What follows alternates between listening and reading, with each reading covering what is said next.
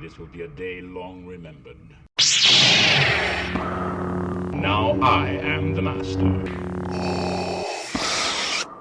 Welcome to another episode of Legends and Theories.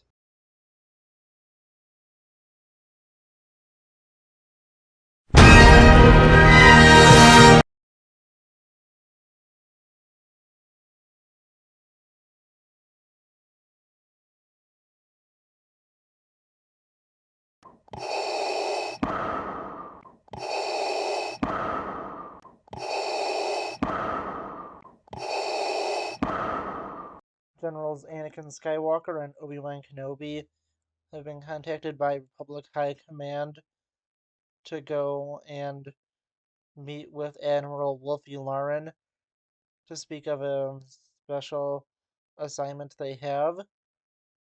And with it, it is so classified they couldn't even speak of it over an open comm channel.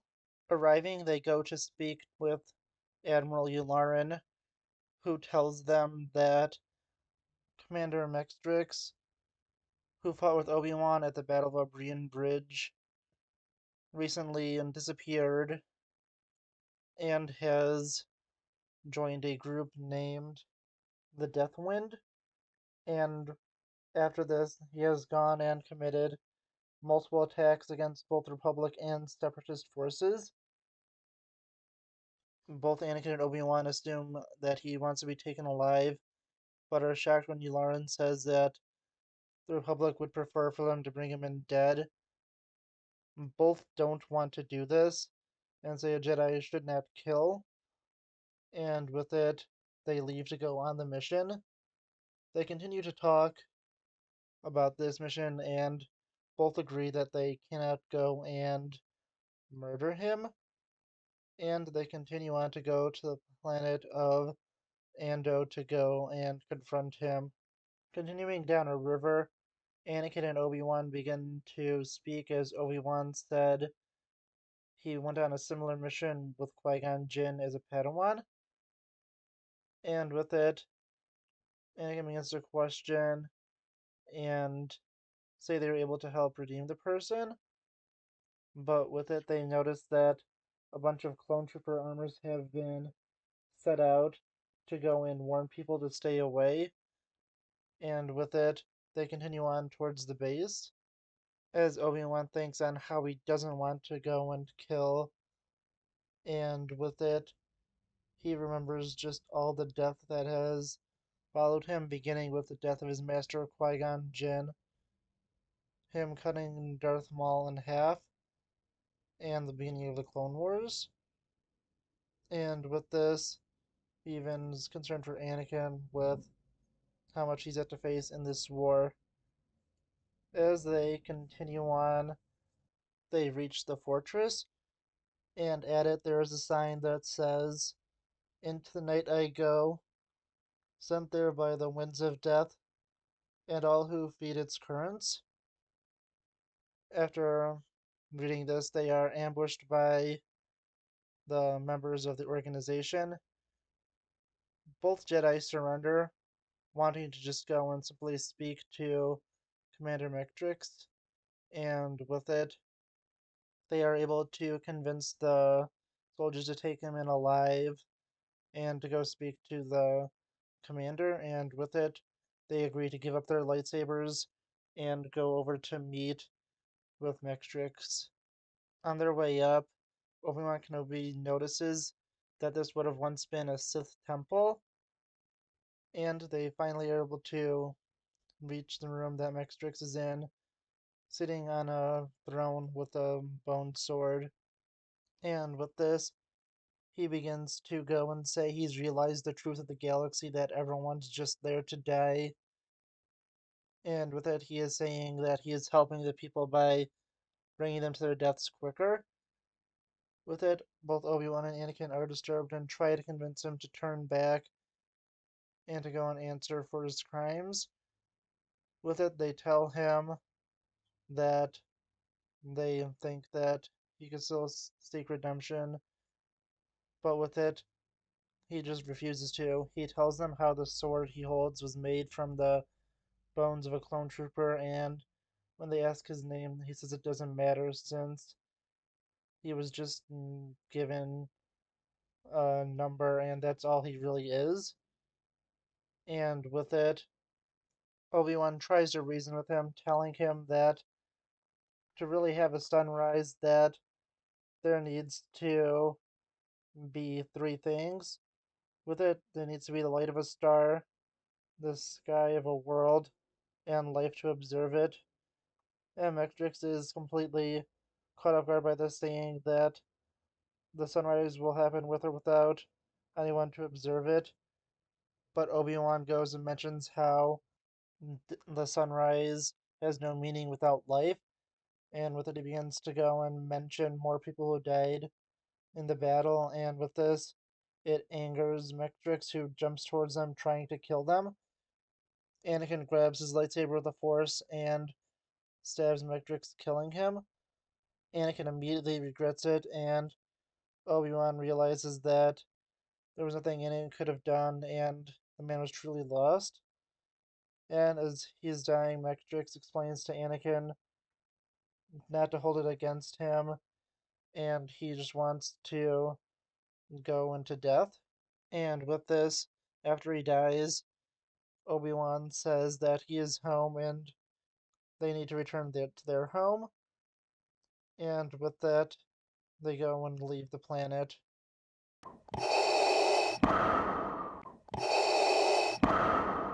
On the planet of Kiros, a colony of peaceful Togrutas have contacted the Jedi Council asking for help after separatist forces have landed on their world.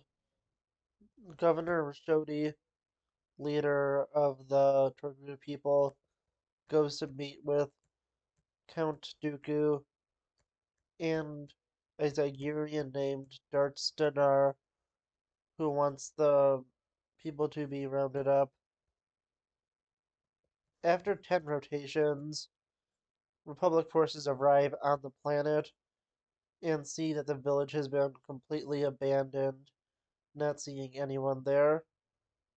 The Jedi are suspicious, and Anakin Skywalker, Obi-Wan Kenobi, Ahsoka Tano, and Clone Captain Rex lead the charge.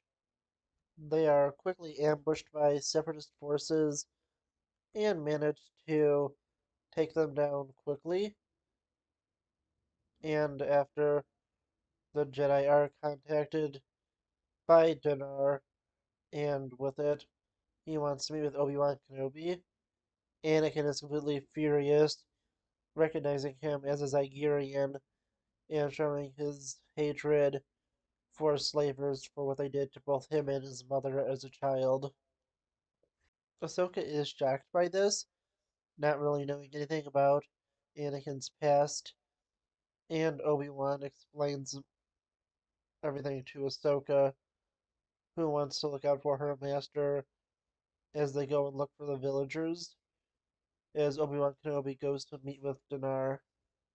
Going up to Dinar's office, Obi-Wan begins to speak with him, telling him to surrender. Dinar instead tells Obi-Wan to surrender and says he has bombs planted throughout the city and detonates one to prove his point. With it, Anakin and Ahsoka are going to now figure out where these bombs are and disable them before anything worse could happen.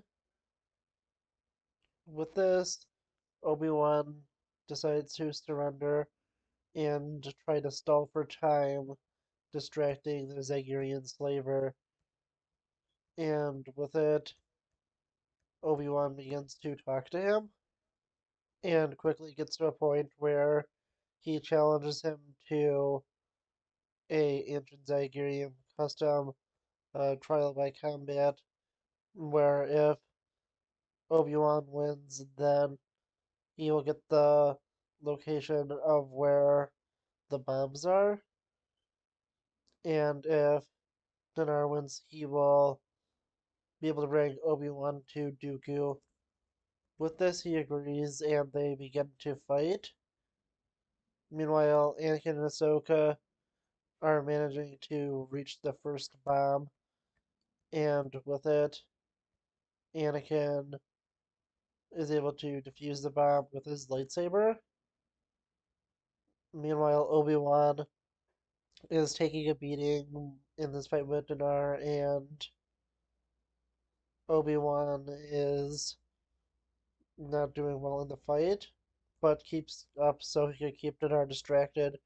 Anakin and Ahsoka reach the final bomb, and after fighting off some sniper droidekas, are able to go and disable the final bomb.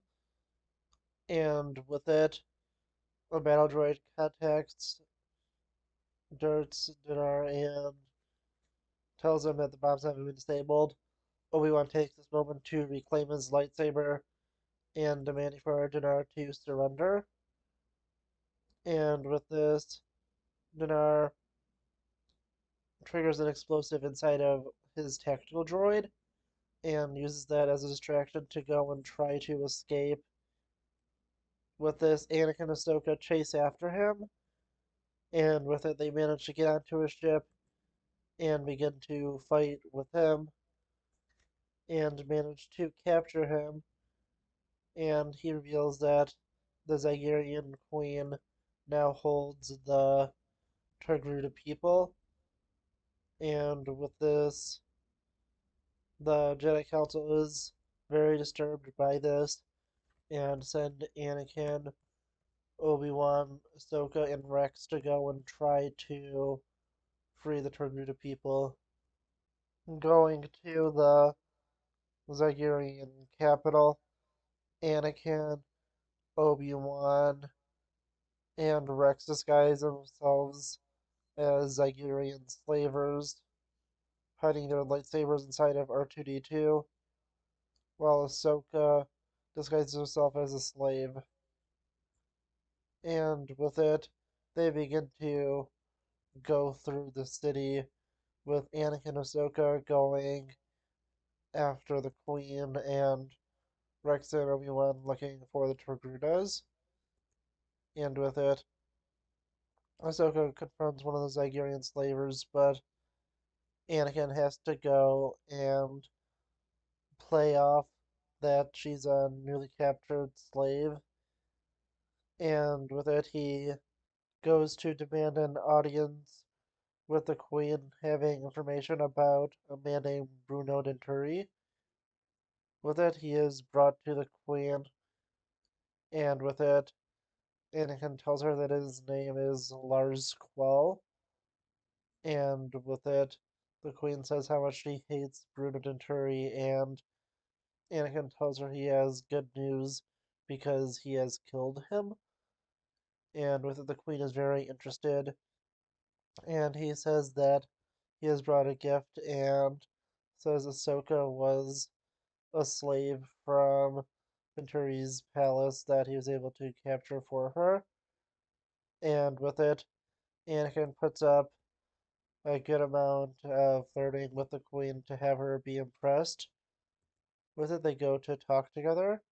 Meanwhile, Obi-Wan and Rex are able to go and find Governor Rotoshi and try to rescue him, but they are quickly captured and taken in by the Zygerrians. Meanwhile, Anakin is with the Queen, and one of her slaves goes and attempts to kill her. With it, Anakin manages to prevent her, but the slave, not wanting to be tormented anymore, goes and kills herself by jumping off of a ledge, and with it, the Queen accepts Anakin's gift of Ahsoka since she now needs a new slave to work in her palace. Obi-Wan is being tortured by the Zygerrians and refuses to tell them anything, but he is recognized by one of the Zygerrians since he saw the hologram from everything that happened back on Kyros, and with it, they continue on, and Anakin goes with the Queen to an auction, and with it, Governor Toshi is brought out to sample what the Torgudas are like and to show it as just an offering of what people will be able to get soon once they are broken. And with it, Anakin is close to being able to figuring out where they could be kept, but is quickly thrown off when Obi-Wan is brought out before the people, and the Queen is very pleased to have a Jedi prisoner. With it, she goes and tells Anakin to go and teach Obi-Wan his place. Anakin goes down and, like his son will eventually do, salutes to R2-D2, who launches out their lightsabers. And with this, Anakin, Obi-Wan, and Ahsoka go to take out Zygerrians. Ahsoka is holding the Queen prisoner, but she uses the shock collar she placed on Ahsoka to electrocute her and knock her out. And Anakin, Obi-Wan, and Rex are recaptured and taken prisoner by the Zygerrians. The next morning, Anakin Skywalker is confronted by the Queen and he is furious. He grabs her in a force choke, trying to kill her, and she says if she dies, so will his friends. And with it, Anakin eventually lets go and realizes there's nothing she could do. Knowing she has him, the Queen even returns Anakin's lightsaber, saying that she's going to use him as a bodyguard. Meanwhile, Ahsoka is being kept in a cage outside the palace and is just being left up there to hang around. And Obi-Wan is brought with the Togruta people to be tortured and broken. With it, the overseer there is completely ruthless and randomly kills off a bunch of Togruta just to teach Obi-Wan a lesson. And with it, both Obi-Wan and Rex are being subjected to torment by him. Meanwhile, the Queen goes to Anakin and tells him that if he swears loyalty to her, that she will go and have his friends released. Anakin really doesn't want to do this. The Queen even recognizes him as a former slave, and with this, Anakin is really having a hard time considering what to do. Back on the facility, the Zygerrians are going to break Obi-Wan by torturing the Togrutas whenever Obi-Wan would act up, knowing he's a Jedi and cares for others and will be able to take the pain. They do this to torment Obi-Wan, not wanting to help the other slaves and to obey him. And with it, the Overseer is doing this with great satisfaction. Back on Zygerria, Count Dooku is arriving and is in contact with his master. Sidious orders Dooku to have the Zygerrian Queen go and kill the Jedi, and if she refuses to, have her killed. With this, Anakin is still thinking over the Queen's offer, and with this, he is surprised that Dooku is coming, and he doesn't trust him. He even brings this up, but the Queen points out that he was just a slave of the Republic. Anakin points out that she's also a slave, with Dooku being her master. The Queen disagrees and takes Anakin's lightsaber with her to go meet up with Dooku. But R2 is able to get to Anakin and with it tells him that he has found Ahsoka. He leads Anakin to her. Meanwhile, Dooku begins to meet with the Queen and he tells her that he wants Anakin and the rest of the Jedi to be killed. The Queen tries to explain that if they're able to break a Jedi, that she will be able to have an army of Jedi working for Dooku. Dooku explains that he wants the Jedi dead and demands for them to be executed. Anakin manages to reach Ahsoka. He gives her a comlink so she can contact him and sets her free. And meanwhile, Dooku orders the Queen to kill Anakin, and she refuses. With this, he goes to kill her, and the Prime Minister goes to take over her throne. With this, Anakin comes in to confront Dooku, and the two begin to fight. Originally not having his lightsaber, Anakin uses one of the whips, and with this, he goes and manages to escape with the dying Queen.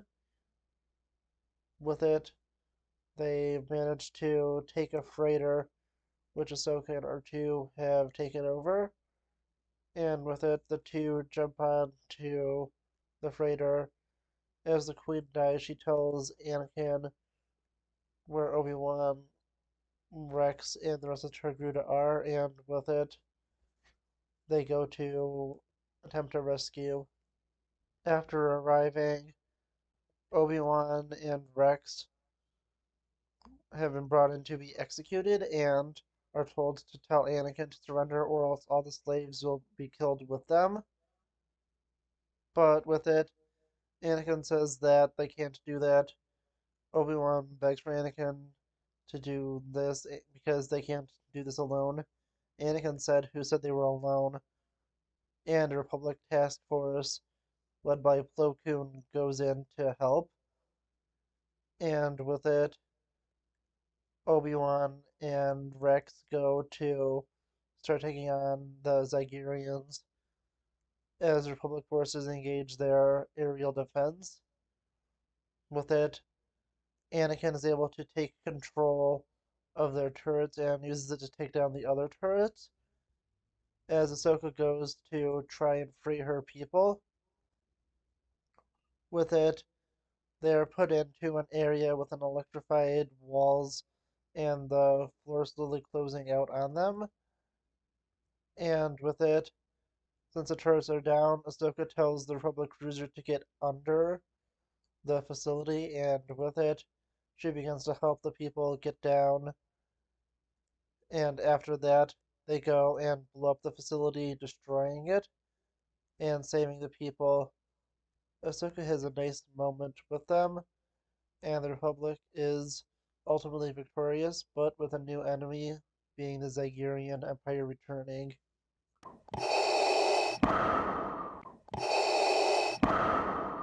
Peace talks are finally being held between the Republic and the Confederacy of Independent Systems.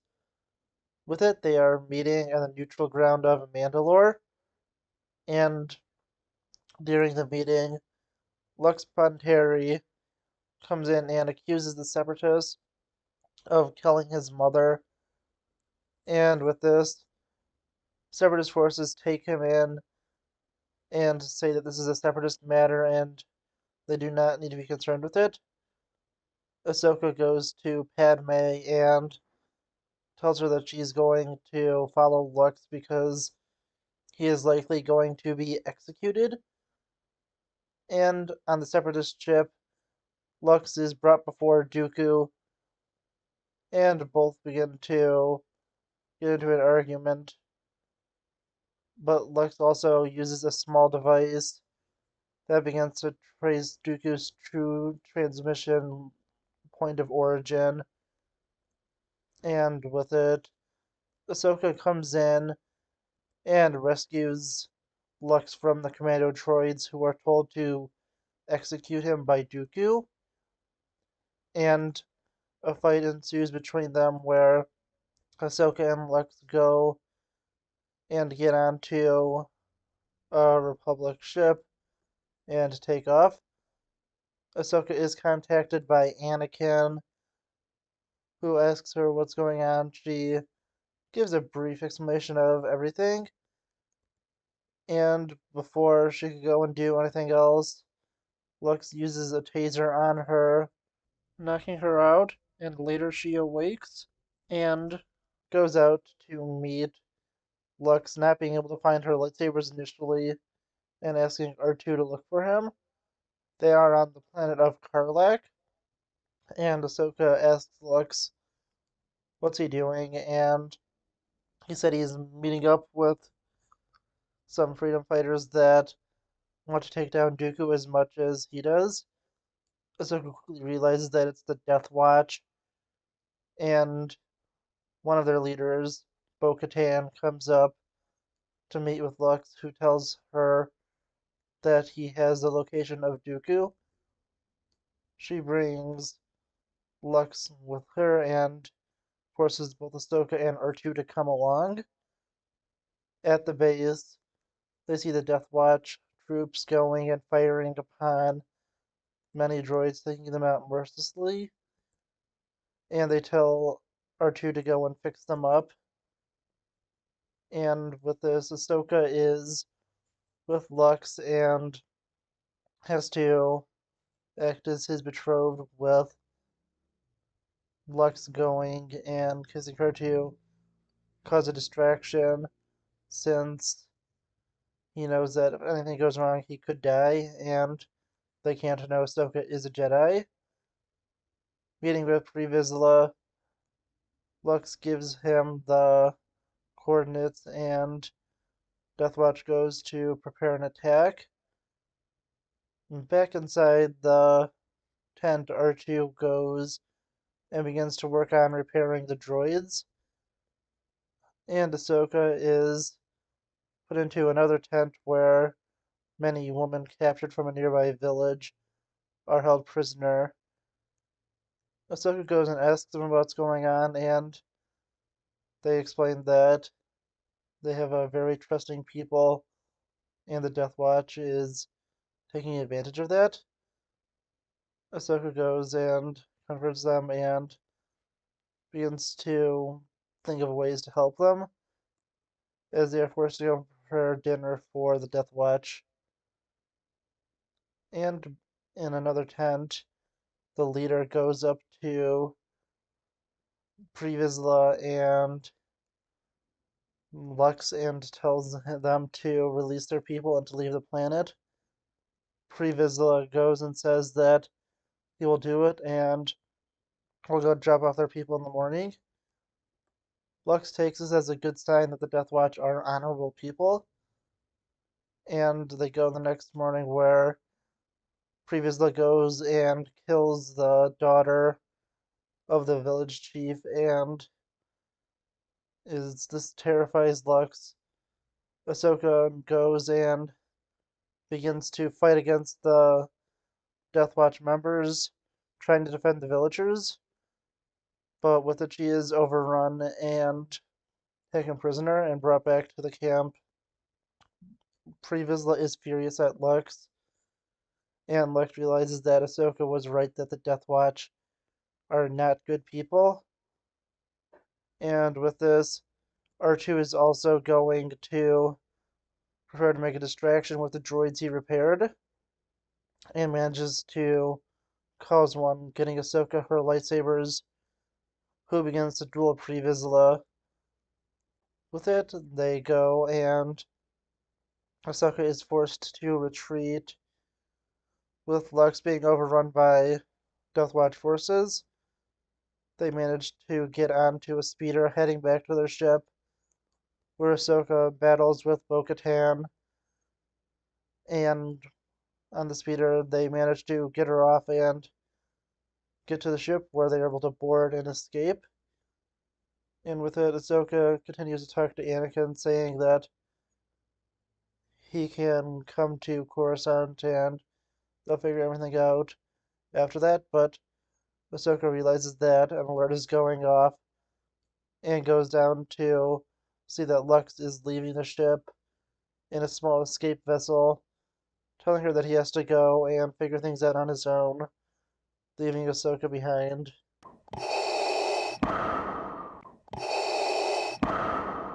Ahsoka, becoming more and more used to this training program that Anakin has implemented, continues to go and block more of the clone's blasts, doing better and better.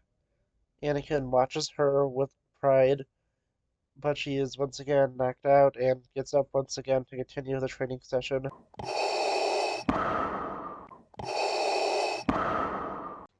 After being recalled to Coruscant, Anakin, Obi-Wan, and Ahsoka begin to head towards the Jedi Temple, but are quickly ambushed by an assassin. As they go and try to take him down, the assassin manages to shoot Obi-Wan, sending him tumbling over a ledge to his apparent death. Anakin grieves his master as he is buried at the Jedi Temple. After the funeral, Yoda and Mace Windu go into the medical facility at the Jedi Temple where, still alive, Obi-Wan Kenobi waits for them, and they begin to discuss their plan to infiltrate the plan to kidnap Chancellor Palpatine. Obi-Wan is to go undercover as the assassin paid to kill him, Reiko Hardeen, and takes a drug to help change his appearance and puts a device in to be able to mimic his voice. After doing this, Obi-Wan goes with the Jedi to replace Reiko Hardeen, knocking him out and changing into his clothes. Anakin and Ahsoka are given a tip to where Hardeen is and take Hardeen into custody.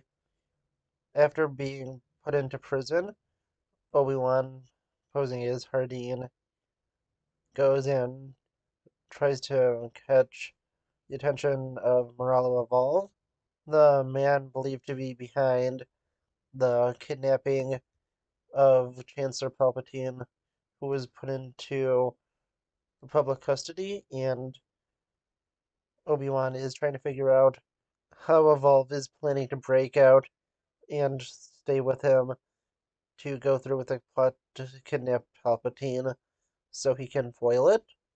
Obi-Wan is brought to Evolve's cell where he meets Cad Bane, who has also been arrested to be able to break Evolve out of prison.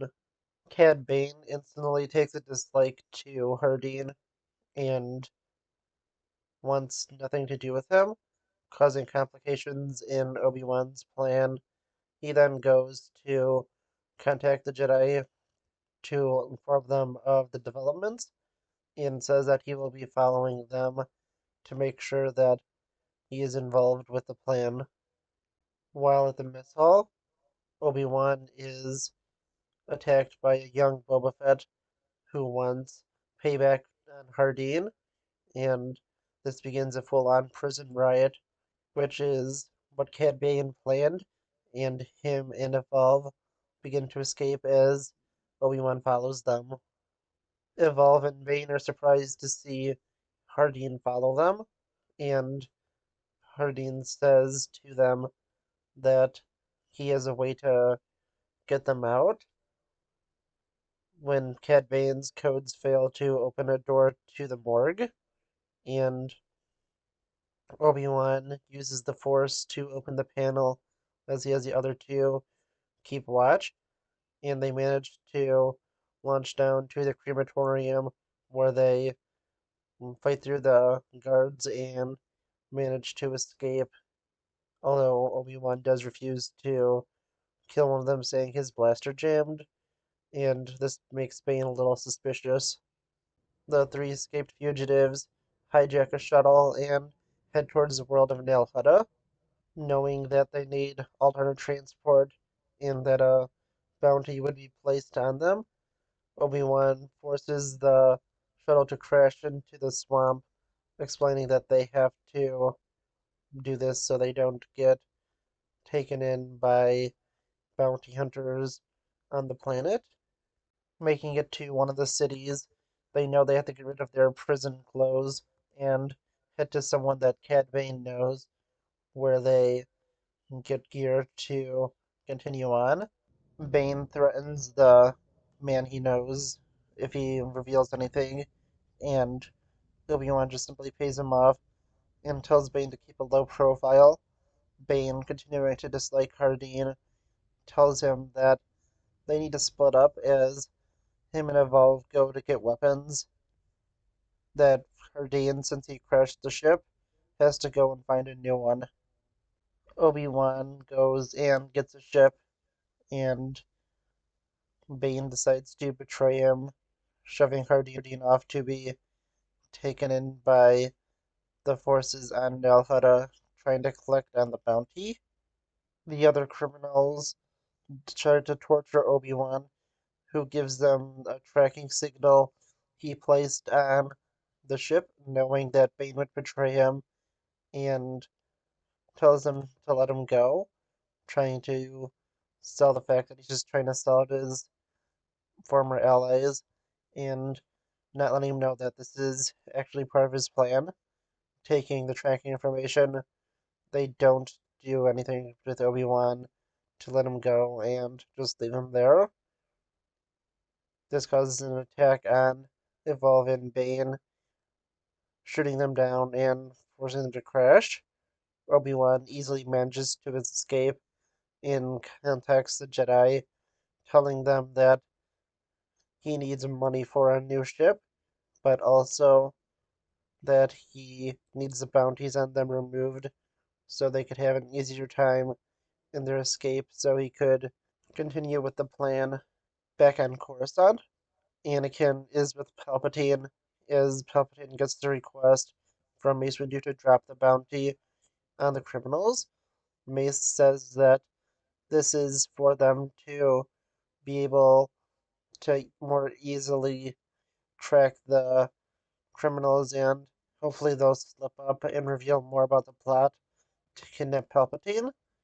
And Palpatine reluctantly agrees, but sees this as a opportunity to push Anakin closer to the dark side and encourages Anakin to go after Hardin, being the man that killed his master, telling him he trusts him completely.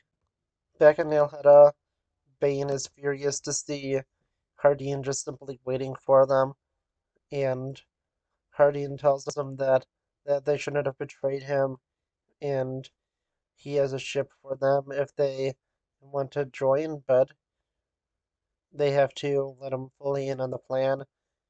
Evolve, becoming furious, just agrees and tells him to join. Anakin and Ahsoka make it to Nal Hutta and begin to interrogate people, trying to figure out where Hardin is, and quickly learn of the ship and a scam that the seller was making to only give him enough fuel to make it to his brother's fuel station. And Anakin and Ahsoka head to it, where they see that Bane is escaping and go to confront him.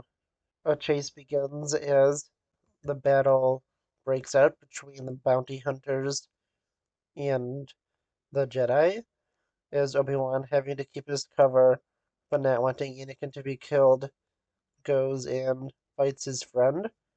He gives off a good enough performance and simply tells Bane when they are pushing the Jedi back that they have to get out of there before more arrive, and Bane simply agrees as they escape off world. They eventually make it to Sereno, where Dooku is furious that stuff has taken so long, and Evolve explains everything and that he's ready for the plan now, and puts everyone into a trial called the Box, which is meant to prepare them for the mission. Evolve tells everyone that not all of them will survive it, but those who do will manage to be part of one of the greatest schemes to ever exist. They will all be paid enough to retire, and everyone there is intrigued as Cad Bane kills someone just to get their hat before they proceed to enter into the box. The first challenge involves a room that slowly begins to fill with poison gas, and they are quickly not sure what to do before Obi-Wan thinks to check towards the floor and finds the way out. The rest of the bounty hunters follow him and they continue into the next room for the next challenge. This challenge involves a bunch of lasers that pop out from the wall and leads to the path out. This trial caused the death of a few of the bounty hunters as they continue to climb up after Obi-Wan notices the pattern leading to their escape. The third trial involves a ray shield and a serum that will only work on one of the members of the group, and Obi-Wan quickly realizes that the serum will be effective on the car one and tells him to inject it into himself, that there's a 50-50 chance it will work on him, and it's the only person it will work on, saying that he used to hunt them for sport and scaring him. The Parwan injects it into himself, going through the ray shield and turning off the ray shield. Although a few more of the bounty hunters die, they continue on to the final trial. Dooku is impressed by Hardine's actions and thinks that he might be put in charge of the operation, making Evolve furious and wanting revenge on Hardine. The final trial is a sniper challenge where they have to shoot a target, and if they fail, the floor will drop from under them, leading to their deaths. The first bounty hunter fails, and Obi-Wan goes up and continues to hit the targets until he runs out of ammo. Evolve uses this opportunity to try and execute Hardine, but Cad Bane uses the grapple hook he has to rescue Hardine and tells Evolve he wants to kill Hardine. He has to do it like a man, and Dooku, seeing an interesting opportunity in this, uses the situation to knock Hardine into the box and forces the two to fight. Dooku orders Hardine to kill Evolve, but Obi-Wan refuses, just saying he wants to be paid. Dooku is disappointed, but then begins to explain to them that they are going on a plot to kidnap Chancellor Palpatine, and disappointed with Evolve's pettiness, places Cad Bane in charge of the mission. On Coruscant, the Jedi begin to plan out the protection for Palpatine after secretly confirming to Anakin, who figured everything out, that Obi-Wan is still alive and undercover. Meanwhile, the bounty hunters in Dooku have made it to Naboo, where they begin to lay out their plan. As the Chancellor arrives, he comments on just how much security there is, as the Jedi confirm that this is needed to protect him. Anakin then assigns Ahsoka to protect Padme and the rest of the Naboo, just in case there is any complications in the attack. Obi-Wan is sent up to be the sniper as he begins to reveal the details of the plans to Mace Windu, not knowing everything. He does tell him that they have used some technology to disguise themselves as Senate guards, and this will be used to kidnap Palpatine. As he is watching over everything, he'll inform them about any complications that happen. As the festival begins, Obi-Wan uses his sniper to look at everything going on and quickly sees that the Parwin is going to sabotage the shield generator, and Obi-Wan informs them, but is too late as the shield is taken down. The plan begins as Palpatine is taken, and a fake Palpatine, being one of the bounty hunters, is looking like he's being taken away by a fake guard. Anakin goes to rescue the Chancellor, but quickly realizes that it is a trap and begins to fight them off as Cad Bane takes Palpatine away. Arriving at the beta point, Obi-Wan and Bane are both there and wonder where Dooku is. Bane realizes they've been double-crossed, and Obi-Wan uses this to reveal he is Obi-Wan and takes down Bane, taking him into custody. Bane is furious once he learns about this and learns that Dooku set them up. Obi-Wan meets with Anakin and begins to apologize to him for everything, revealing that it was his idea to not keep Anakin informed. And he tells him that this was to be able to sell that he was killed, knowing that Anakin would react very emotionally to this. Anakin is very frustrated with the Jedi, and this pushes him farther away, as Palpatine uses this to push Anakin closer to the dark side.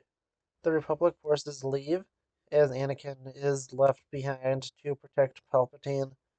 Obi-Wan heads up and looks at the case for his sniper, quickly realizing a comlink was left in there by Dooku and there is still more planned. Going to a dinner, Anakin and Palpatine are ambushed by Dooku and a group of Magna Guards. Anakin and eventually Obi-Wan begin to fight off Dooku and the guards. As they push forward, Dooku is nearly able to take Palpatine, but Anakin and Obi-Wan manage to rescue him and see Dooku flee. Anakin is congratulated by the Chancellor, as Anakin tells him as long as he lives that nothing will happen to Palpatine, and Palpatine wishes for Anakin's long life so he can be protected.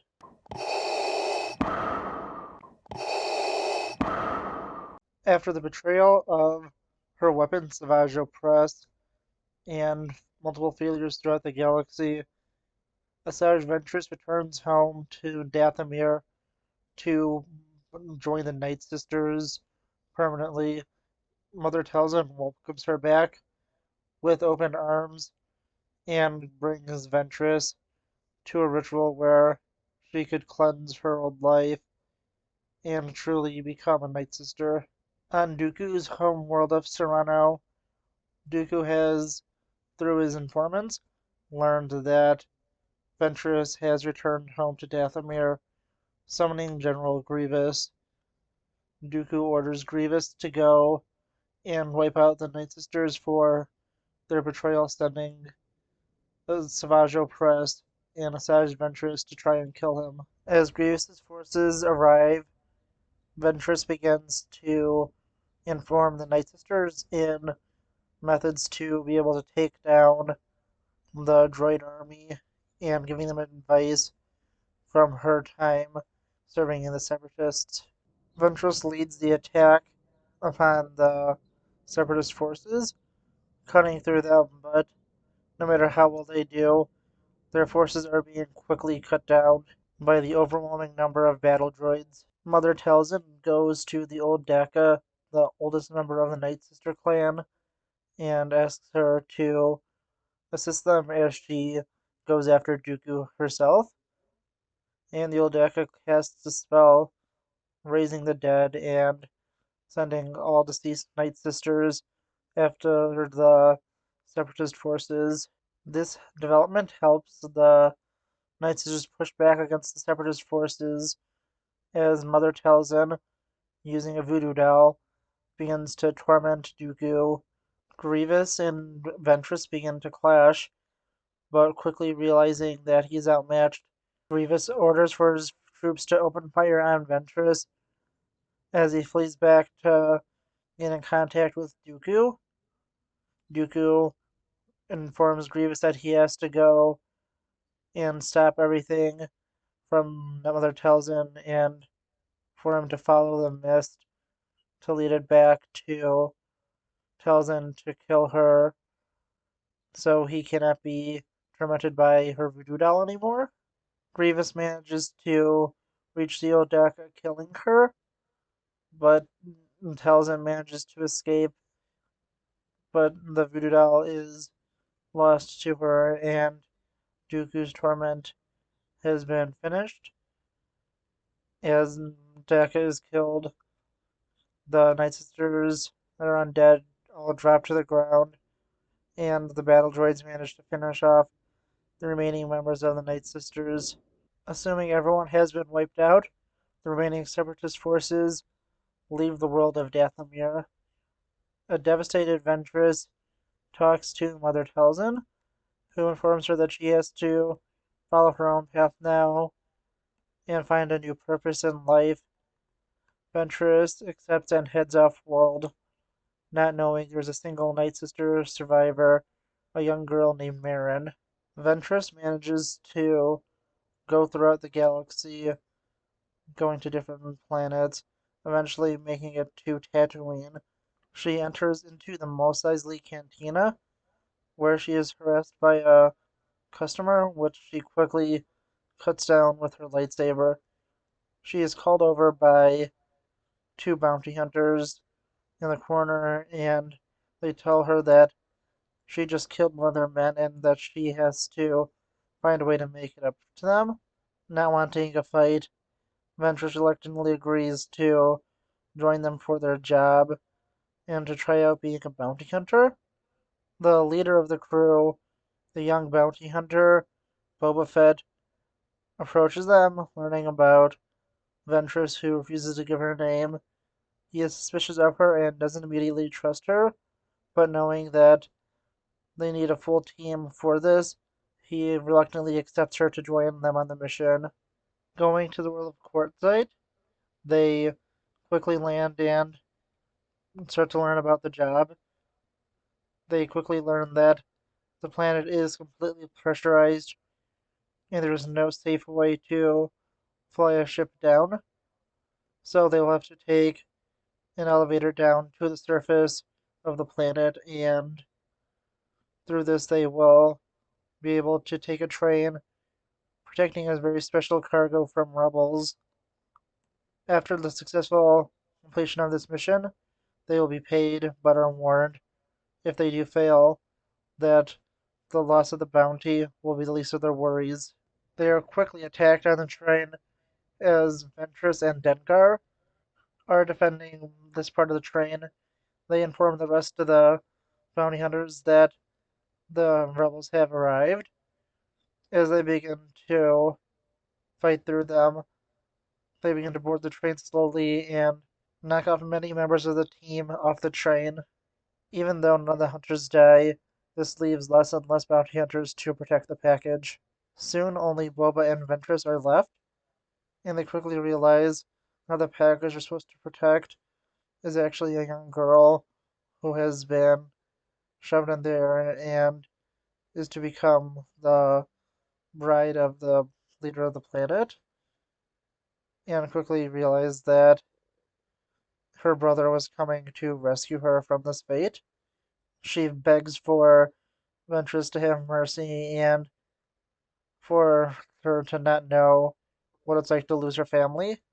This really hits Ventress, especially with her losing the Night Sisters so recently, and makes a decision. Ventress delivers the package and accepts the payment. When the package is open, everyone is surprised to see Boba Fett tied up in there on the train on his way back.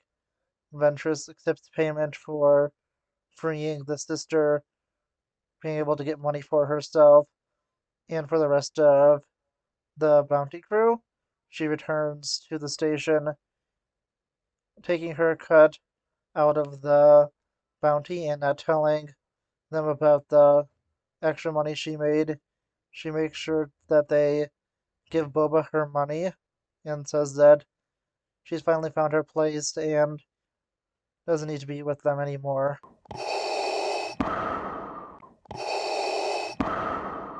Count Dooku comments on how Savage Opress is a great threat to the galaxy and a potential threat to his plans to General Grievous. Meanwhile, Savage causes a massive scene in a Coruscant diner, still on the quest to find his missing brother.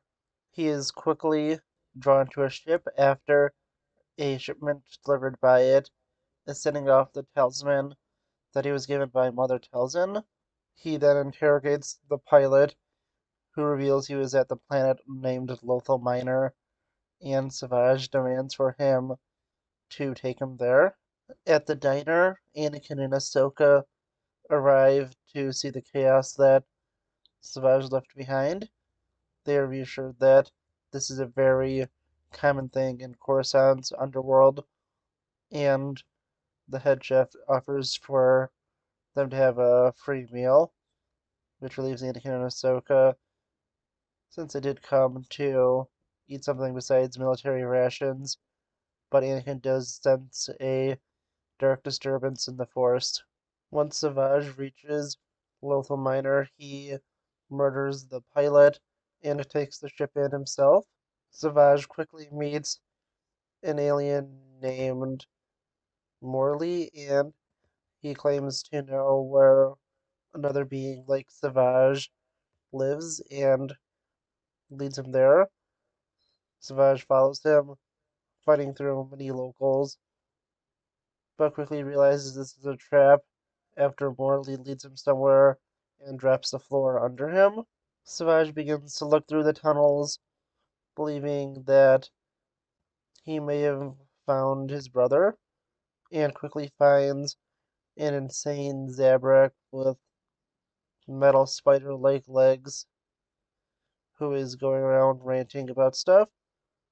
Savage goes after him, quickly realizing this is his brother, who goes on insane rants about the Jedi and how he needs revenge on them. Savage is furious when Morley returns and kills him. He then begins to lead his brother to the ship so he could take him to Dathomir for Mother Talzin to try and repair his mind. And on Coruscant, Yoda senses a disturbance in the Force. He tells Obi-Wan of this and believes that Darth Maul has returned. Obi-Wan is in shock, believing that he killed the Sith Lord on Naboo shortly after he killed his master Qui-Gon Jinn. Arriving on Dathomir, Savage is shocked to see the remnants of the battle with the droid army, and Mother Talzin quickly explains what happened to him. She then uses her magic to be able to draw Maul into the Night Sisters compound and begins to use sorcery to help repair Maul's mind and give him a more normal pair of legs. With his mind restored, Savage returns the remains of Maul's old lightsaber to him, and after this, Maul declares he wants to have revenge on Obi-Wan Kenobi, the man who cut him in half and sent him to be the insane creature he once was. Savage agrees to help his brother, and they go and begin to massacre a village, sending a message to Obi-Wan to come alone. Obi-Wan agrees to this, although both Yoda and Mace Windu are hesitant. Obi-Wan said that he's defeated him before and should be able to do it again. After leaving, Mace still has his doubts, but Yoda thinks that Obi-Wan might find an unexpected ally, which turns out to be true, as around the same time, Ventress decides to take a bounty on her former weapon, Stavaggio Press. Obi-Wan manages to reach the village, which is now in flames, and is ambushed by both Maul and Savage.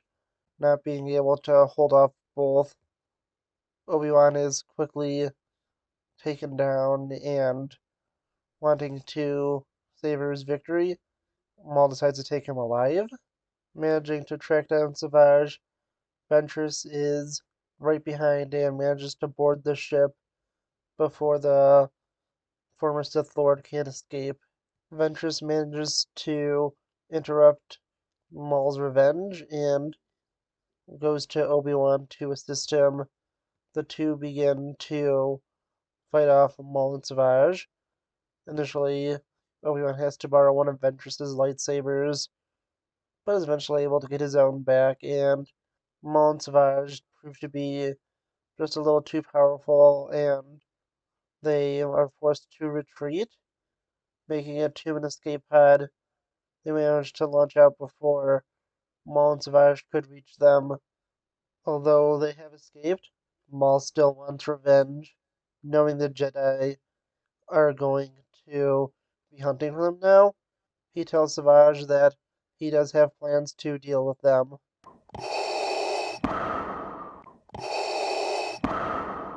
The Jedi Council is contacted by the rebel movement in the world of Onderon, which is under separatist control, and they ask the Jedi for help taking their world back. The Jedi are extremely reluctant to do this, since they would not be able to legally interact with them, since it is legally part of the Confederacy, and they have worries about helping what could be a terrorist group. Anakin gives a suggestion to the Council for them to employ a new program to help take back separatist worlds, for them to go to them and begin to train the members of small rebel groups to be able to take back their homeworlds. The Jedi are reluctant to do this, but do see a potential and decide to use Onderon as a testing ground. Anakin is assigned to go, with this being his idea, and Obi-Wan Kenobi, wanting to make sure things are done right, goes and helps to observe. So does Anakin's apprentice Ahsoka Tano, and Captain Rex goes with them to help train the Onderonians in combat. Going to the rebel camp after landing on the planet, they meet up with many prominent members of the rebellion and meet Saw Gerrera, his sister Stella Gerrera, and Lux Bonteri, who is trying to retake his homeworld from the Separatists after all they did to his family.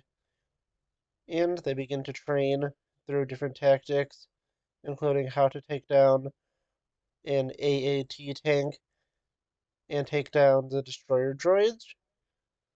And at the Onderonian capital of Isis, the Separatist forces have managed to track the shuttle that dropped off the Jedi and Clone Trooper and use it to help them narrow down where the rebels are and send out a force to fight them.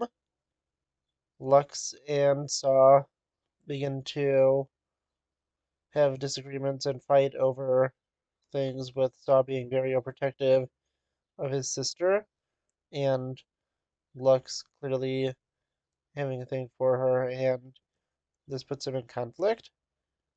As they are training to disable the destroyer droids, they are doing decently well. Some of them do better than others. Continuing practicing on different things, including sharpshooting, Anakin notices that Ahsoka is being a little distracted by the relationship between Lux and Stella, and he tells her just to make sure to be a Jedi and that she knows what being a Jedi means, and before they can really do anything, they are ambushed by the Separatist forces that managed to track down the exact location of the camp. As the battle begins, they start to use the tactics that the Jedi and Rex taught them and begin to successfully fight them back. The Jedi only help defend and do not go on the offensive, and watch as the tactics that they so recently taught to them are used to push back the Separatist forces. With their victory, the Jedi believe the rebels are ready for the next step to do small attacks in ISIS, and they go using disguises to infiltrate the city and begin their plans. Their first attack is against the Onderonian royal carriage, and the attack is done in this town square. Taking down the droids, they do manage to get it, and the king of Onderon, Sanjay Rush, is not there, and he is extremely furious at this and believes it to be an attempt against his life. And he wants to be doing more to take down the rebels and begins to conspire with Dooku to do more to take them out. The rebels return to their base, and although they celebrate their victory, the Jedi warn them that even though they are doing victories, they need to make sure to get the public on their side because currently they are just spreading fear, and if they don't have the public on their side, this plan will never work. Sagra is very confused by this and just wants to continue with the attacks, but his sister quickly realizes that they, the Jedi, are right, and this is the best way to do this. So they begin to plan a next attack and decide to strike against the power station to take out the droids. And after this, the Jedi generally have to return to Coruscant. They ask Ahsoka to stay behind and only act as an advisor. She can't be planning things out or be leading the attacks, but she could stay behind to help them out and do what she can. But if it begins to look like a failure, she has to leave. And Ahsoka does just that, helping the rebels and advising them as they scope out the power grid and begin to figure out what they could do to take it. She also assists them as the plan begins, and they begin to once again use the tactics, taking out the droidicas that are attacking them. They then manage to go for the AAT, which is sent after them. Going into it, they take control of the tank and use it to fire upon the power grid to destroy it, using that to take out the droid's main source of power. They know it's just a matter of time before the droids fully lose power and can't be recharged. The Jedi and Rex come through in a hologram form to congratulate them on the victory and telling them that they do need a leader. At the same time, King Rash is contacted by Dooku, and he introduces Rash to a super tactical droid named General Kalani, and he's going to be sent to help him fight the rebels. And back at the rebel base, they ultimately decide on Stila Guerrera being their leader, and all realize this, except for Saw, who is a little furious and runs off. The rebels continue to do attacks throughout Onderon and go and plan an attack against a battalion of droids in their transport, managing to take them out. They then give a message trying to rally the people of Onderon and give them hope. This begins to work as they call out King Rash as a traitor to the planet and using Stella as the point of inspiration. King Rash is still furious about this, and with the tactical droid General Kalani arriving, he assures him that he will be able to draw them out, and the military commander for Onderon, General Helden, is thinking that they need the Onderon Royal Militia to be using against them, and this will stop the rebels' attacks since they're doing it against droids. But Kalani disagrees and thinks that this is a bad idea. They then bring the former king of Onderon that was overthrown when Rash took power. The former king Didump is being accused for being behind the rebels, and he just simply points out that this is the will of the people, and even if he wanted to be behind it, he couldn't because of how he was imprisoned and cut off from his people. Rash does not believe this and orders for the execution of Dindup, and this news quickly reaches the rebels, who begin to discuss what to do about it. And after returning, Zygerrian is very adamant that they have to go and rescue the king immediately, while Stella believes that it is smarter to rescue him in public. Ahsoka points out that the king's death would make him a martyr and help their cause, but they want to go and rescue the king. Through this, Saw goes off to try and rescue him on his own, as the rest of the rebels begin to plan out their attack. While doing this, Lux tries to comfort Stella about her brother, but she quickly pushes away, not interested at this time with being with anyone. Lux accepts this and goes away. Meanwhile, Ahsoka contacts Anakin and Obi-Wan and begins to discuss with them how she thinks that them trying to save the king is too ambitious and will cost them too high of a price.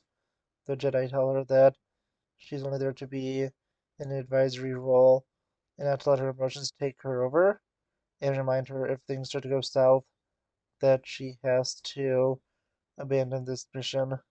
Saw breaks into Dendip's prison and tells him that he's going to be breaking him out of here.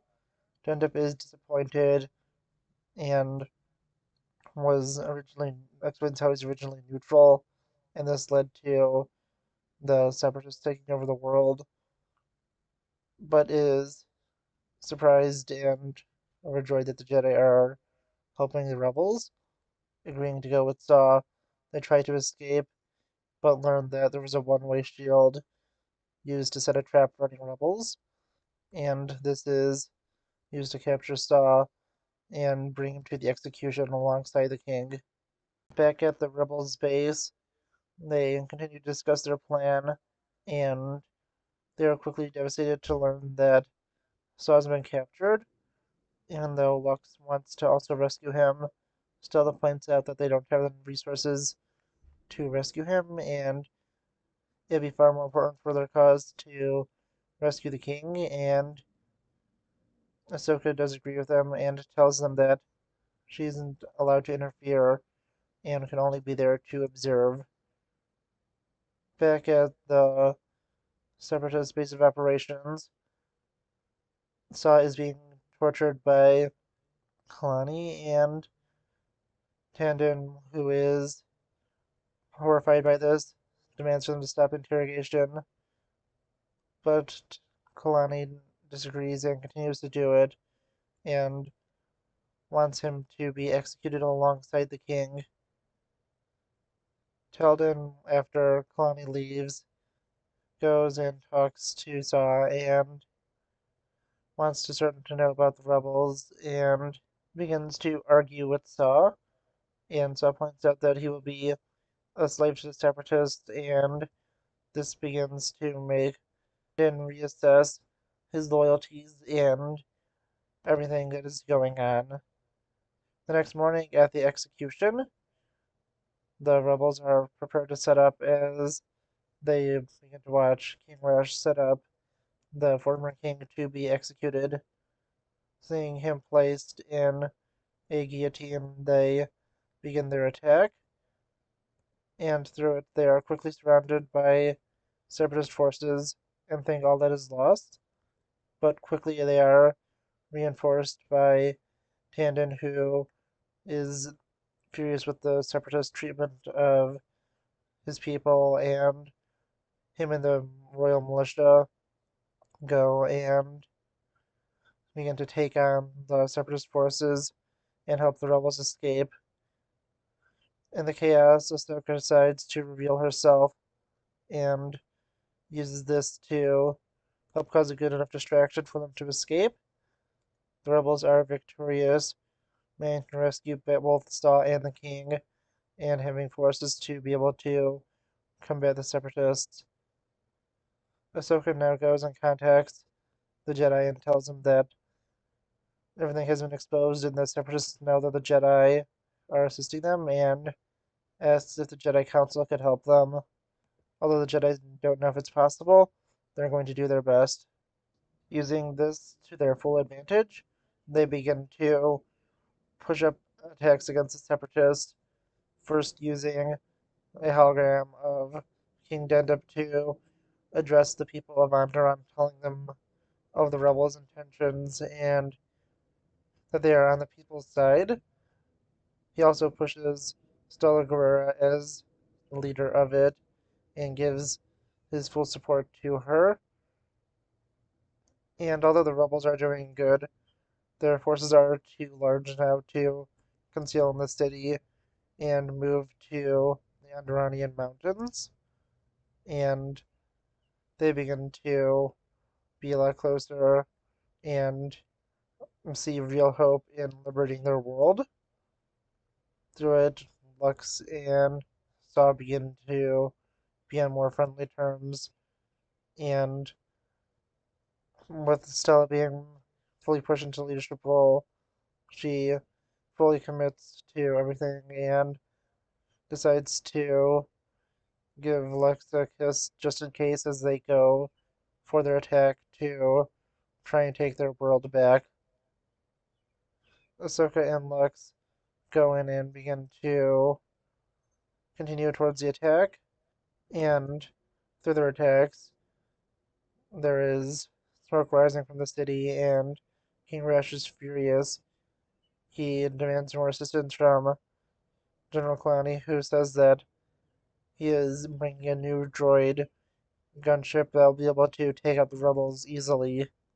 And the rebels are doing decently well until the newly revealed HMP droid gunship begins to attack them, easily wiping them out and using its heavy shields and heavy weaponry to push the rebels back. The fight is going poorly, and they are forced to retreat. Ahsoka contacts the Jedi, asking them for help, and although they do want to, Obi-Wan says that they cannot, while Anakin heavily disagrees and says that they need to be able to find a way, and the two Jedi begin to discuss things back on Coruscant and quickly realize that they need to help, but they need to find a way to do it where the Jedi are not directly involved. So they go to their old semi-ally, Hondo Ohnaka, and ask him to deliver missiles to the rebels for good pay. Hondo agrees and does so, going towards the rebels. But the rebels, not knowing this yet, try to plan out for what they can do and that the Jedi may be able to help, although that's not guaranteed. So is grateful to the Jedi, and they begin to plan out what they could do.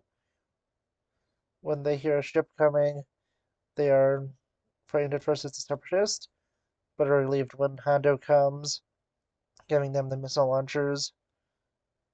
He hands them out, and as the attack from the separatists begin, they use this to their advantage as Hondo flees. The droids begin to attack, and as they blast through the base, they get their missile launchers ready, beginning to take down the droids. They are at a bad point as King Dendeb is chased down by a commando droid, but Stella is able to rescue him just in time. They are nearly hit by one of the droid gunships, which is taken down, and although Dendam has managed to get to safety, Stella Guerrera falls and is hanging from the side of the cliff as Lux tries to save her. Ahsoka also approaches and tries to use the Force to do the same, but the gunship that was recently taken out, using its last bit of power, fires upon them, and this breaks the concentration of Ahsoka for just a moment as Stella falls to her death. This devastates the rebels, but they manage to push on, taking out the gunships, and this leads to the Separatists believing this world is lost. Dooku orders for the world to be abandoned, and King Rash doesn't want to. Kalani executes Rash and goes to abandon the world, leaving it to the rebels and the Republic. With the rebel victory, the people do mourn Stella's loss at a giant memorial service, and the Jedi go to attend this and welcome the planet of Onderon back into the Republic. Lux, seeing that the Republic is the best option out there, tells Ahsoka that he is joining the Republic and will be the senator for the planet at the King's request. And although the planet mourns, they do see a bright future ahead.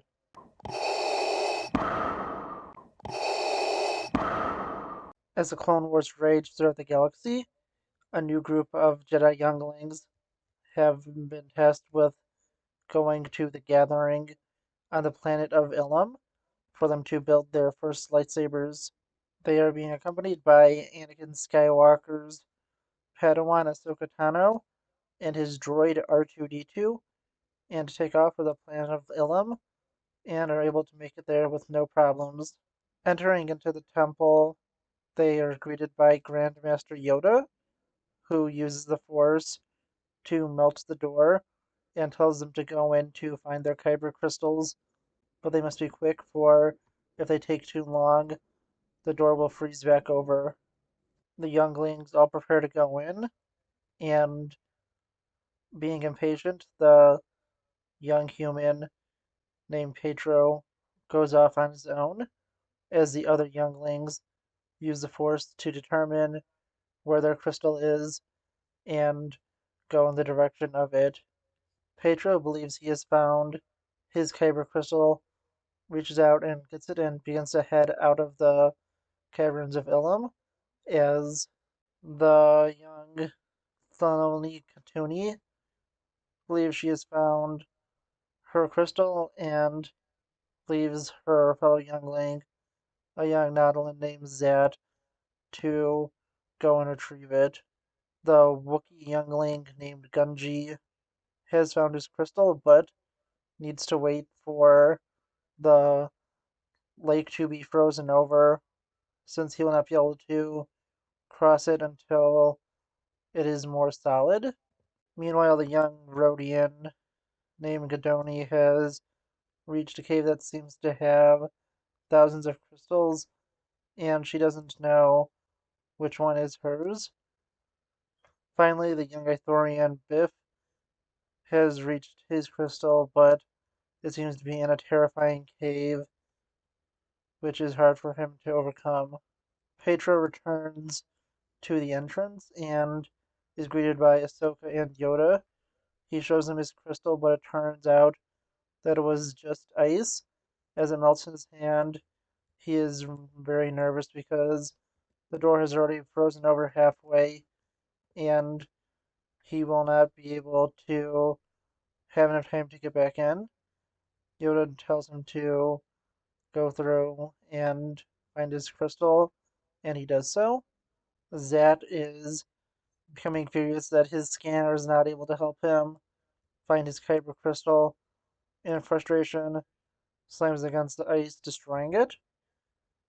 Meanwhile, Gunji continues to wait for the ice to freeze over, and once it does, he's able to go and retrieve his Kyber crystal. Katuni is managing to reach the top of the cavern where her crystal is and finds it, but then she realizes that she will not be able to make it back down in time to get out, and tries to find a quicker path, but is quickly getting lost. Back with Biff, he has managed to overcome his fears, reaching to his crystal. He grabs it and quickly retreats. As Godoni is going and reaching out of the forest to figure out what her kyber crystal is, she's able to find it and head out. Zat, realizing he can't rely on his technology, uses the force to be able to reach out and find his kyber crystal. And with this, all the younglings, besides Katuni and Pedro, have made it out with their crystals. Katuni has fallen behind a frozen wall and can't get out, and Pedro is able to find her, but is initially concerned he won't be able to find his crystal, but decides to help her and breaks through the ice, helping her out. He then is going to continue searching for his crystal, even though the door is nearly frozen over, sending Katuni out, and it continues to search until he eventually does find it. Seeing that the door has frozen over, the younglings are concerned, but he is quickly able to slide under, breaking through the ice, as Yoda points out that it is only ice and was easy to break through. With this, all the younglings have retrieved their kyber crystals and are now being sent back to Coruscant, where they can construct their lightsabers.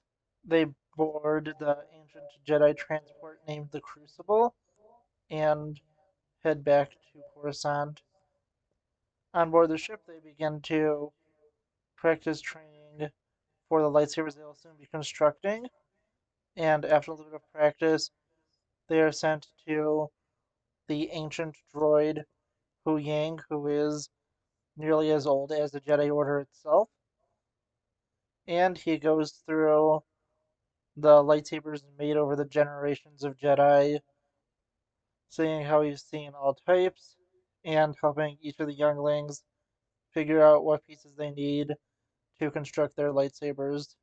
Meanwhile, hungry to make a good profit and knowing of the Jedi's expedition, the pirate Hondo Onaka begins to lead a raid on the ship to go and take the kyber crystals from the younglings, knowing how much they will go for on the black market. With Pedro managing to form his lightsaber, Hu Yang inspects it and tells him that the lightsaber is unstable and if he was to use it, it would explode and he needs to start again. But before he can do that, the ship is attacked by the pirates, and as they prepare to board, Ahsoka tries to do her best, being the one responsible for the younglings, since Master Yoda has found his own way back to Coruscant, goes and prepares a defense. Guessing at the nature of the attack, Hu Yang asks all of the younglings to hand over their kyber crystals so he can keep them safe. And Ahsoka goes and instructs the younglings to be hiding in the floor vents and to stay out of trouble, and she'll handle the pirates that are boarding the ship. Hondo boards himself, and after declaring he smells profit, he sends his pirates out to investigate where the younglings are, knowing they are on board the ship and are simply hiding. He goes and tries to take over the ship, and Ahsoka helps the younglings take back the bridge and has them go and hide in there under the protection of R2D2, while the rest of the younglings are trying to sneak away, but are quickly discovered the location of the pirates, and with this, they have no way out until Pedro has an idea. He tries to use his lightsaber, and knowing it would explode, the pirates, not knowing this, take it from him and begin to celebrate their victory, trying to ignite it. It explodes, and they use this as a distraction to escape. Ahsoka makes it to the engineering station of the ship and attempts to disconnect the hatch connecting their ship to the pirate ship. As the younglings realize they need to fight back and go to set up the training remotes to attack the pirates to cause a greater distraction. And after they do that, they are trying to escape with Huyang, but are encountered by Hondo and his crew. Ahsoka goes out to defend them and hold off Hondo, questioning him about his motives. And Hondo just simply points out that it's profitable to go and get the kyber crystals, and it's far easier to get it from the younglings, only protected by a Padawan, than get them from Jedi Knights. During the battle, Huyang suffers damage with his head being shot off. As Ahsoka battles Hondo, who wields an electro staff. Although she is doing well, she is being overwhelmed by the other pirates and forces the younglings to go and break the airlock seal and send the pirates back to their ship. And through this, she is pulled in with them and taken captive by Hondo, who is going to just sell her off to other forces as compensation for him losing the kyber crystals. With the crucible heavily damaged and the fact that the younglings don't have anyone to supervise them, they believe they are stuck as they work on repairing Huyang and contact Obi-Wan Kenobi, who says he'll be sending out clone troopers to go and help them and get them to his cruiser in this system. And before he gets sent out, Commander Cody, the Republic forces are ambushed by General Grievous, trying to take over the forum system. Meanwhile, on the ship, the younglings use this time to fully construct their lightsabers. All but Katuni have managed to go and build their lightsabers in a correct fashion and want to go and rescue Ahsoka, especially since it seems that the Jedi and clones aren't coming to help them anytime soon, so they could also get repairs. Ahsoka is held captive by Hondo, and she just simply pleads for him to return her to the Republic. But Hondo doesn't want to do that or deal with the Separatists again after the nightmare that it was when he took Count Dooku prisoner, and says there is another person who would be interested in her. Meanwhile, back on Obi-Wan's ship, the Republic forces are doing poorly as the Separatists go and destroy his ships and begin to board the ship. Obi-Wan confronts General Grievous in a lightsaber duel and is forced to retreat. Back on Florum, the younglings have managed to make it to the planet as Hondo continues to interrogate Ahsoka and tell him his plans. Back on Obi-Wan's ship, he has fully retreated from the ship, making it to the bridge, leaving a recording for General Grievous, telling him that the ship is about to explode.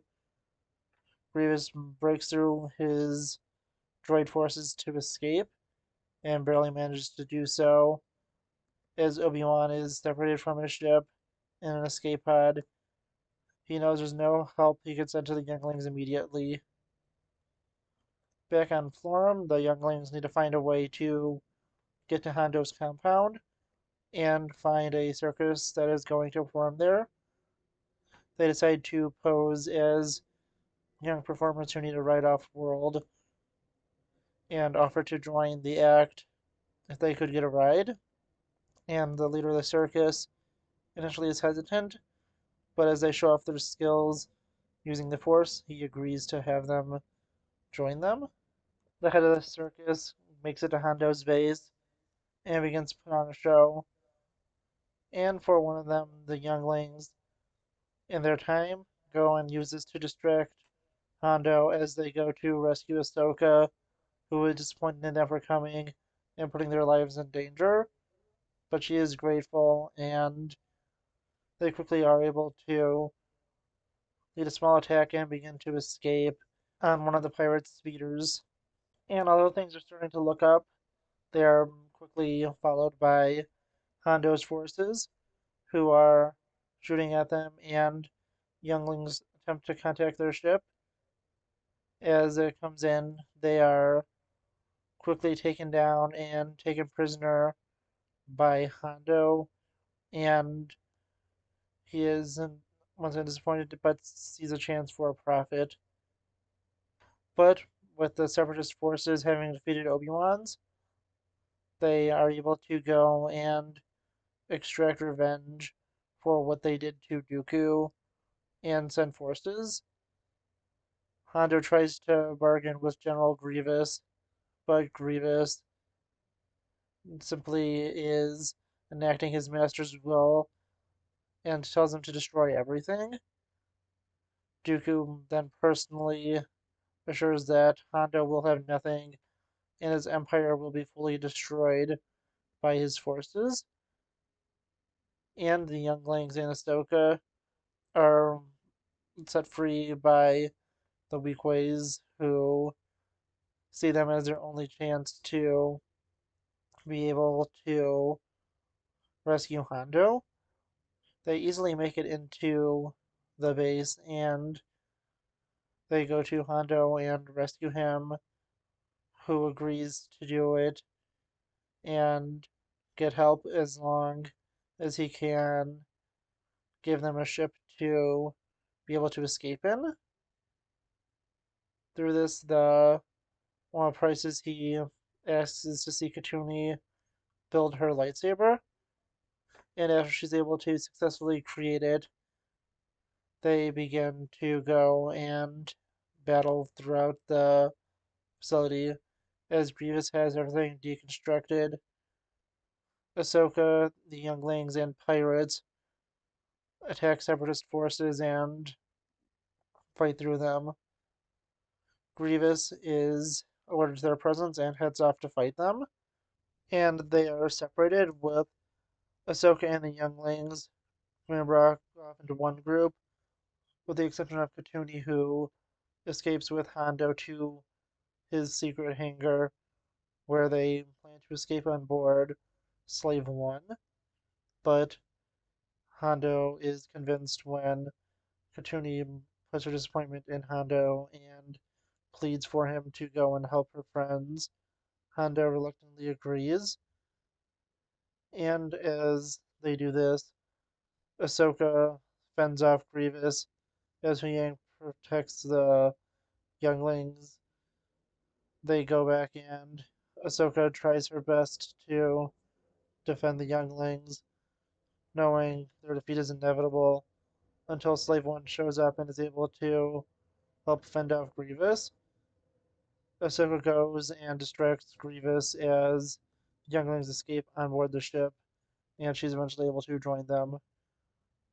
Hondo then manages to get the younglings and Ahsoka off of Florum and takes them to the Republic, where they are able to be reunited with the Jedi and Obi-Wan Kenobi and Commander Cody, who have been picked up after Grievous devastated their forces. The Jedi don't go to give Hondo anything, with him kidnapping Ahsoka and trying to take the younglings also. And the Jedi go to celebrate as Obi-Wan congratulates them on their success, and they all put their newly constructed lightsabers together to show them off and celebrate.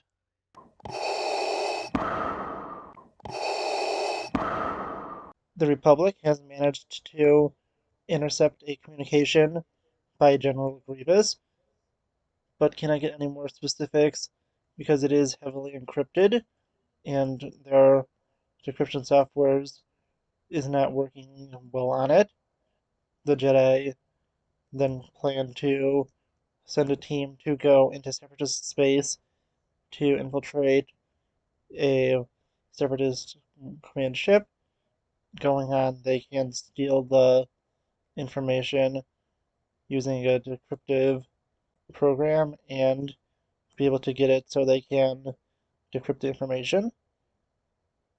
For this, they are sending a team of droids to be able to infiltrate Separatist space, and this is going to be greatly beneficial since the Separatist is using a droid army and would be far less suspicious of them over a group of clones. This group of droids includes the pit droid named Whack and the astromech droids M5BZ, U9C4, QT, and the heroic droid R2D2. They are placed under the command of Colonel Meeber Gascon, and he is sent on the mission since he is smaller and will be able to go inside of the droid BZ, who is getting an upgrade to be having his interior hollowed out and controlled by Colonel Gascon. The other droids, with the exception of Whack, all get upgrades, including R2D2 having his rocket boosters upgraded, U9C4 going and getting an advanced laser cutter, and the droid QTKT getting electromines placed inside of her. With all these upgrades completed, the droids go off on their mission, easily making it to the Separatist cruiser. They land on there, and the battle droids, being a little suspicious, take them into custody, but R2D2 manages to take them out, and the droids go on to continue their mission. Making it through the ship, they have no real opposition until they are able to take out the power on C deck, where the decryption chip is stored, and the super tactical droid is a little suspicious by this and doesn't know what to do about it. The droids continue on and run into a pair of super battle droids and manage to make their way past them. They eventually get to the vault where BZ tries to hack in, but is disabled after learning it is an encrypted socket, and he is electrocuted, sent flying back. And trying to continue on the mission, the droids go on, and before they can, the droids get into a argument with Gascon, with the pit droid Whack being the one to direct their annoyance, since he is the only one that is capable of speaking basic. And as he argues with Gascon, who they learn is more of just a map reader and was sent since he was the only one they could get to fit inside of BZ, the pit droid Whack demands more respect as R2 quietly hacks into the panel and opens the door. Now they can continue on with their mission and make it into the room where the decryption chip is stored. Turning off the artificial gravity, R2 uses his enhanced rocket boosters to fly through and be able to get the chip, as QT uses her mines placed on her to disable the droids. After gaining the decryption chip, R2 gives it to Colonel Gascon as they head out, bringing BZ with them. They make it to the ship and escape and going into hyperspace. And although they have managed to escape from the Separatist cruiser, they still are in danger. After managing to repair BZ, a comet storm forces them out of hyperspace, and although they do try to avoid it, there is no way for them to, and even though the droids do attempt to make repairs, they are forced to crash land on a planet that they know nothing about, with the exception of its name being Abafar. And Colonel Gascon wants to stay behind with the ship, but the droids know that they have to go out and begin to find civilization or their way off-world. Gascon is forced to go with them, and as they continue through an area known as the Void, Gascon begins to lose it, and they find the wreckage of another ship where they just find the corpses and remains of droids. Four people who just decided to wait with the ship for rescue.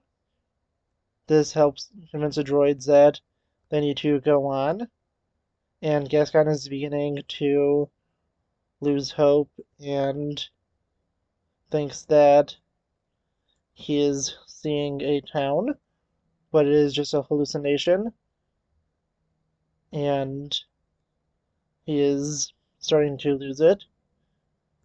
With this, the other droids, with the exception of Whack, see Gascon as a lost cause, knowing he is losing it and is going to lead them most likely to their deaths. They elect to follow R2-D2 to lead them to civilization, and Gascon and Whack continue on, going through the void until they manage to find a group of native creatures who Gascon says knows the way to at least water or civilization, since they have been surviving on this planet for who knows how long. And they are eventually brought to a town by them where they are relieved. And through this, Gascon realizes that Whack is the one most loyal to him and gives him the rank of corporal, putting him as his second in command. They are both furious and annoyed to learn that R2-D2 and the other droids have already managed to make it to this small town. And going through the town, they go to look for a place for Gascon to eat and the droids to be refueled. Finding a restaurant, they go in and they are not welcomed by the owner, a Celestin named Mr. Borkus, and tells them to get off. Going to the backside, Gascon is forced to eat through the garbage, and one of the dishwashers that works there, a man named Gregor, comes out and sees Gascon eating through the garbage and tells him that he could get him some food. Gascon quickly realizes that this man is a clone and tells him that he needs to get off of his current mission and has to help him, with his mission being far more important. Gregor has no idea what he is talking about and just thinks he is crazy and goes back inside to return to work, making Gascon frustrated. As this is going on, R2-D2 and the other droids have scouted out the town and quickly realize there are separatist forces here guarding a Republic shuttle. As Gregor leaves work, he asks his boss what a clone is and if he is one, and his boss simply laughs at him, telling him that the clones are brave soldiers and Gregor is a simple dishwasher. After finishing laughing at him, he tells him just to do his work and ask him any more questions about things like clones. Gregor returns home, but is followed by the droids. He is then shown a hologram of Captain Rex and is very confused, thinking that it might be him. Gascon goes to explain everything, and that he is a clone, and it seems he has some sort of amnesia. Going through this, Gregor explains about his amnesia and how he is lucky enough to have a job.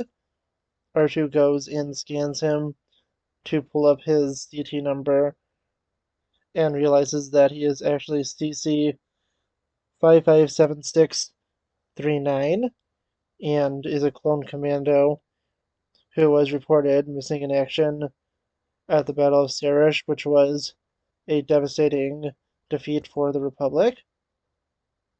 Gregor then begins to believe them, going and not only shaving and giving himself a haircut, he is willing to figure out what really is going on and find his gear. They go to the restaurant and interrogate his boss, who tells him where the armor is, but saying that there's no way for them to escape from this planet, and soon they'll be returning to him and beg him for jobs.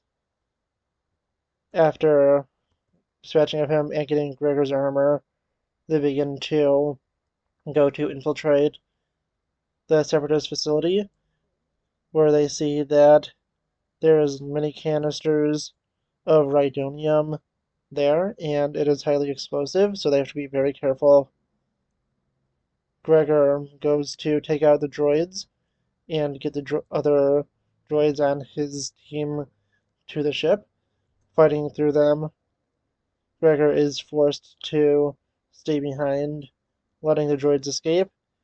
He fights through them and destroys their rhydonium, causing a massive explosion, which they presume he has died in. Although unknown to them, he has somehow managed to survive this massive explosion, even though it causes far more damage to his head. Managing to escape from the planet on the shuttle, they use it to head towards a Venator-class Star Destroyer, which is in orbit. And they do try to contact them, but receive no information from them. Although the droids find this suspicious, Gascon, wanting to believe that all is well, decides to ignore their protest, and they go and exit the ship to meet with the command crew on the bridge, making it they quickly realize that the Venator has been taken over by droids and a tactical droid. They then are forced to retreat and go to the hangar, where they realize that massive amount of rhydonium has been placed inside of the ship, and it's going to be used as a massive bomb. Gascon still wants to leave the ship, but the droids realize not only are they in hyperspace, but also that this is going to be used to attack the Republic and force him to stay. R2-D2 finds an LP servant droid known as Bunny and tracks him down to find out where the rest of the crew is. Meanwhile, the super tactical droid sends out a squadron of buzz droids to go and deal with the droids. Bunny goes and leads them to the final few remaining members of the crew, all being droids who want to escape, but none of them are capable of flying a ship, so Whack goes and offers to find them off, quickly realizing that the location of the Venator's exit point will be a major Republic meeting spot where most of the top members of the military will be. Gascon finally realizes that this is a major problem and they have to find a way to defeat the Separatists and get a victory for the Republic so they don't lose their forces. But then they are quickly swarmed by the buzz droids, which they are able to defeat at the cost of BZ by opening the hangar, and BZ is lost since he's not able to activate his magnetic clamps in time, being pulled out into hyperspace and being destroyed. The droids now have to find a way to destroy the ship and or find a way to disable the explosives.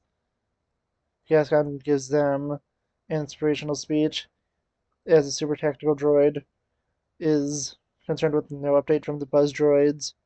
Knowing that they failed, he sends out other droids to take them out by any means necessary, and the droids have made up a plan for R2D2 to be able to set the explosives to go off early so they will be able to save the Republic forces and not have themselves be killed.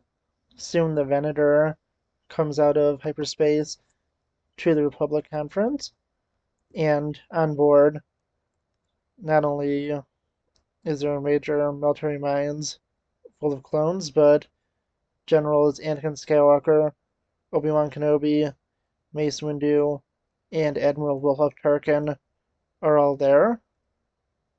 As the droids prepare to escape, they are forced to leave R2D2 behind, who is holding off the other droids as he's managing to have the ship explode early. And on board the Republic Conference, they have quickly realized what's going on, but are not able to send out forces quickly enough to deal with it. But thankfully, R2 has managed to rig the ship to explode in time. As it explodes, R2 is taken out with the ship as the Republic shuttle manages to escape. Although they are devastated, Anakin is determined to get his friend back. Going through the wreckage, he manages to find R2's remains and gets him fully rebuilt and upgraded. And as Colonel Gascon finally admits to liking the droids, but secretly being relieved this mission is over, Wack reveals to him that since they've been so successful, this has been made a unit in the Republic, and they'll be serving along Colonel Gascon for the rest of the war.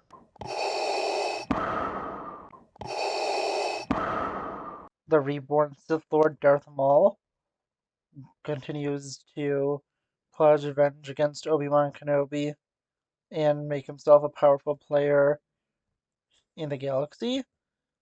Through this, he goes and, with his brother Savage Opress, leads a raid on a ship where they begin to cut through them to get credits to be able to hire an army to work for them. And after they do this, Savage has a disagreement with his brother, thinking they should be equals. Maul, knowing that he is the superior being, claims himself as the Sith Master and goes to teach his brother a lesson. After brutally beating him down, Maul has him affirm himself as his apprentice. Savage is surprised at how powerful Maul is and throws his loyalty to him and accepts the role as the apprentice. Obi-Wan Kenobi and Eddie Gallia are sent to track down Maul and Savage, and they initially come across the attack on the ship and question those who remain. After doing this, they begin to head towards Florum and the pirates there. Above Florum, Maul goes and contacts the pirates and convinces them to betray their boss, Hondo Ohnaka, and work for him. The pirates easily agree, just wanting to get a good payday. Maul does this and goes down to Florum to go and convince others to join up with him. Going down to the planet, he contacts Hondo, telling him it would be a good idea for Hondo to swear his loyalty to him. Hondo refuses and prepares to defend against Maul, but with his defenses being devastated recently by the Separatist forces led by General Grievous.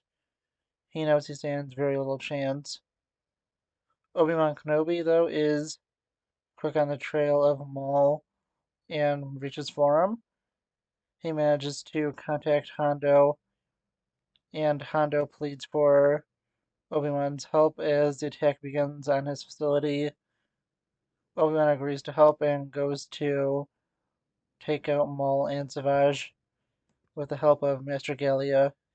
Almost immediately upon landing, Obi-Wan and Master Gallia are attacked. Obi-Wan takes on Maul as Gallia takes on Savage. The battle continues until Savage manages to ram into Gallia and finishes her off. Now Obi-Wan is left to fight against both of them and goes to retreat with Hondo and the pirates that remained loyal to him.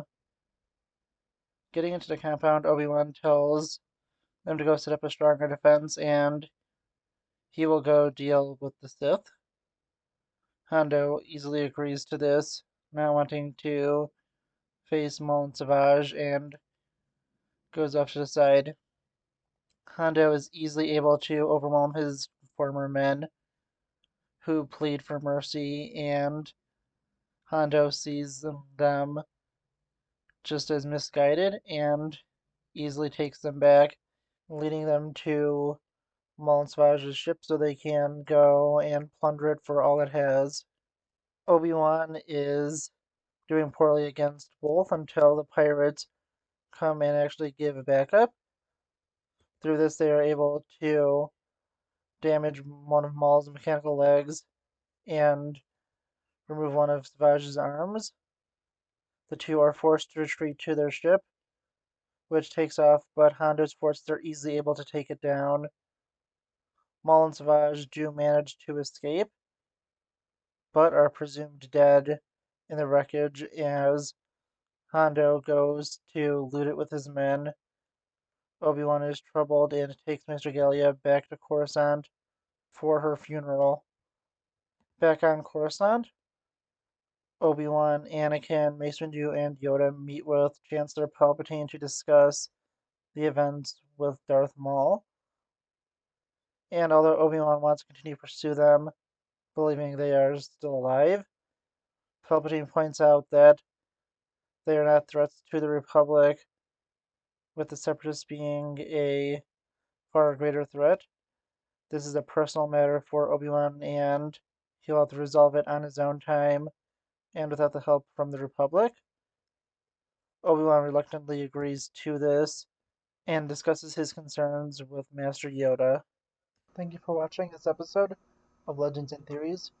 Please subscribe, like the video, share the video, leave a comment, check out the video on screen, and may the Force be with you.